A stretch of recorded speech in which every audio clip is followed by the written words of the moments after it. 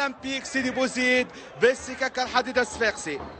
لقاء لا يخلو من التشويق والإثارة والتي ننتظرها من كلا الفريقين، خاصة أن الزوز فرق يتشاركوا في عدد الانتصارات وكذلك الهزائم ونقاط الترتيب العام للبلاي اوف 3 نقاط. كورنر في تنفيذها كالعادة عبد القادر ضو هو اللي باش ينفذ الكرة. 32 دقيقة منذ انطلاقة المباراة والتعادل 0-0 في القائم الأول. تمر بالأول الكرة خطيرة، بنالتي واضحة، بنالتي واضحة للبازدا أمام عيون البنالتي.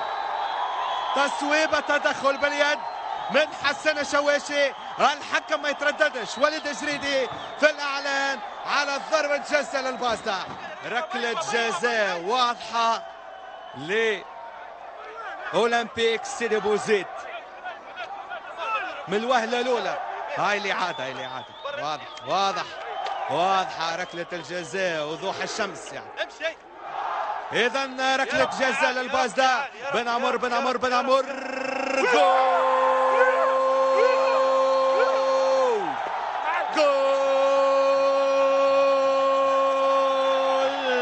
مروان بن عمر يسجل الأهداف ويعطي أسبقية للبازدا 1-0. والفرحة، شوف الفرحة من لاعبي البازدا وكذلك جماهير البازدا، وعلى طريقة صابر خليفة يحتفل لاعب البازدا. قطعها الشبكة، قطعها سيد المصور، ركز لي على الشبكة كيفاش قطعها. اعطيني تقطيعة الشبكة. بينالتي واضحة لا غبار عليها من الوهلة الأولى، يعني تنظر لها من غير ما تنجم تحكي ويتم إصلاح الشبكة. صلح لي الشبكة ورجع لي اللعبة، لأنه اللعبة مزيانة في ملعب حمد العواني بالقيروان بأرضية أكثر ممتازة، وجماهير البازدا أمامكم تساند وتشجع الفريق وفرحانة وشيخة بهدف أول. قطعها الشبكة مروان بن عمر، لعب على فكرة. والشبكة كيفاش صلح يا عروسي، صلح يا الناصر، وصلح يا وليد الجريدي. بن عمر موجود ويقطع الشبكة ويعطي الأسبقية للبازدا 1-0.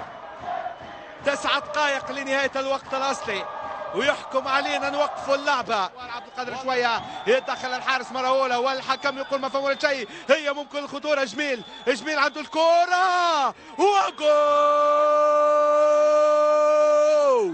جول حسن الشواشي يعدل النتيجة لصفاقس رالوي.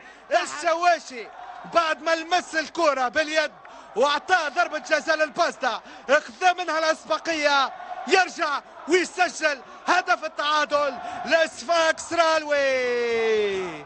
اذا 1-1 في مباراة اولمبيك سيدي بوزيد وصفاقس رالوي. 1-1 وحارس عبد القادر شوية ما زال ملقى على ارضية الميدان، ودفاع البازدا قاعد يحكيوا مع بعضهم يلوموا في رواحهم. هذا التدخل الحكم يقول ما فيه ولا شيء، يوصل الكرة لجميل. شنو يعمل؟ يلعب الكرة اسيس ويسجل الهدف. شوية يحتج على الهدف لأنه حسب تعبير الملاعبية وشوية أنه هنالك مخالفة مرتكبة على الحارس عبد القادر شوية. 1-1 في مباراة مثيرة، وأمامكم صاحب الهدف حسن شواشي جاب بونتو البازدا ويسجل هدف صفاقس رالوي.